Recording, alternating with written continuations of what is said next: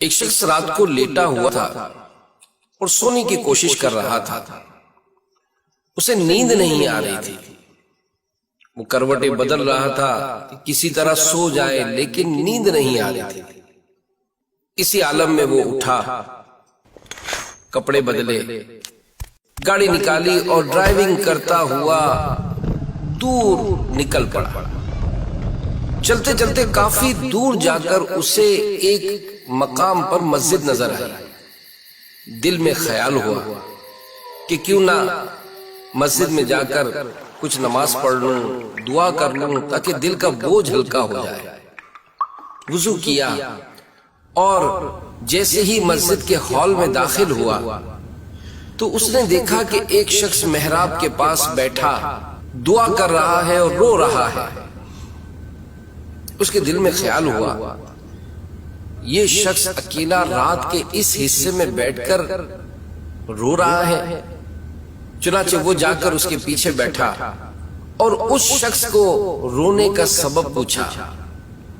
اب اس شخص نے یہ جواب دیا کہ میری بیوی کا آپریشن ہے اور مجھے پیسوں کا انتظام کرنا تھا، لیکن اب تک رقم کا انتظام ہو نہیں سکا. اس شخص نے اس سے پوچھا کتنی رقم درکار ہے؟ یہ شخص کہنے لگا کہ مجھے 10,000 روپے کی ضرورت ہے.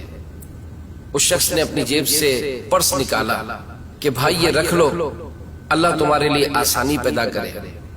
وہ شخص کہتا ہے کہ جیسے ہی میں نے اس کو 10,000 روپے دیے میرے دل میں بڑا سکون ہو گیا اور میں سوچنے لگا کہ لگتا ہے مجھے اس کی مدد ہی کے لیے بھیجا گیا ہے. اب اپنا وزٹنگ کارڈ نکال کر اس شخص کے ہاتھوں میں رکھتے ہوئے کہنے لگا کہ بھائی تمہیں جب بھی پریشانی ہو تم مجھ سے رابطہ کر لینا، میں تمہاری مدد کر دوں گا. وہ شخص کہنے لگا کہ مجھے تمہارے رابطے کی ضرورت نہیں، میرے پاس رابطہ ہے.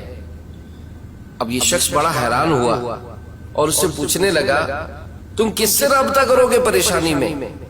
تو وہ شخص کہنے لگا کہ جس نے آج تمہیں بھیجا، جس نے آج تمہیں بھیجا، جس نے آج تمہیں بھیجا. رحم فرما میرے مولا، رحم فرما میرے مولا.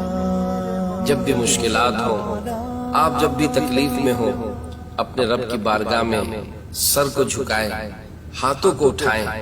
رب تعالی کی بارگاہ میں دعا رائگاں نہیں جاتی. ہمارا رب ہماری دعاؤں کا سننے والا ہے، ہماری مشکلات کو حل کرنے والا ہے.